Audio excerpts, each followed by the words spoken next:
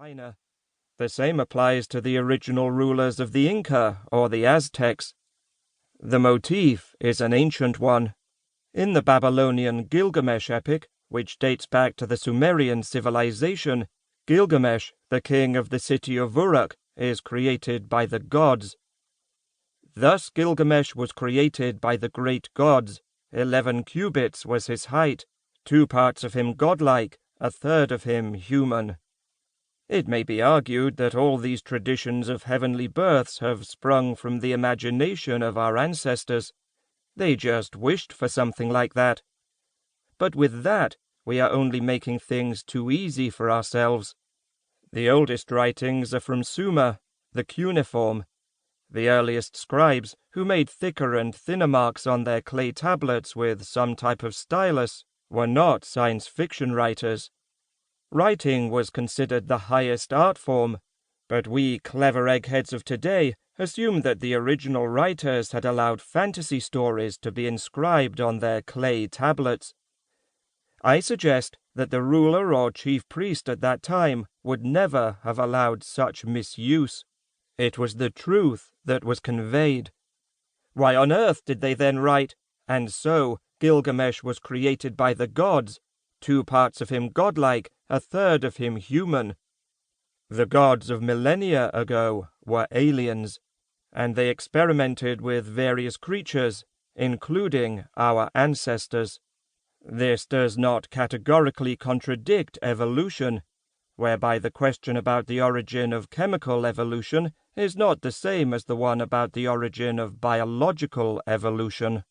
We may well be products of biological evolution, but this evolution has repeatedly been interfered with. One might compare this to an apple tree. At some point, hundreds of thousands of years ago, there was something like a primordial apple root, from which an apple developed in an evolutionary process. But then came man, and simply by grafting we changed the apple. Evolution and artificial mutation, these processes are not opposites. Our geneticists will prove it. Man is not just the product of evolution. Bruce Fenton's book Exogenesis is a significant milestone in understanding our history. It should become a textbook at all schools. Erich von Däniken, April 2019, author of Chariots of the Gods and The Gods Never Left Us. Preface. When I was 10 years old, I began to collect a set of 40 cards that came free with my maternal grandmother's tea leaves. These cards were titled Unexplained Mysteries of the World, and each detailed a bizarre phenomenon or some strange mystery from science or history. These cards provided my first encounters with cryptids, psychic powers, extraterrestrial craft, and lost civilizations.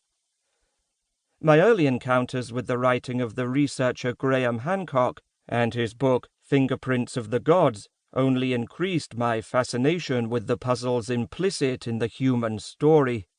His work offered tantalizing clues to a lost epoch in which humanity had acquired, and then lost, a great understanding of science and spirituality. I was also fortunate to be introduced to the work of Erich von Däniken and his legendary Chariots of the Gods. This incredibly wide-ranging body of research identified streams of cultural evidence pointing to extraterrestrial contact with prehistoric human populations. This exploration opened my mind to the extraordinary possibility of past visitors arriving from the infinite cosmos, where we are all space travelers. During the 32 years that followed my first encounters with these mind-expanding subjects, I have dedicated much of my time to unraveling our complex history. This has led me to explore ancient sites and enigmas on 6 of the 7 continents. My humble efforts have included internationally reported expeditions into the Amazon jungle and my leading of a Science Channel team into the Caucasus Mountains. It has been quite a journey, to say the least, and one I have been blessed and honored to share with my...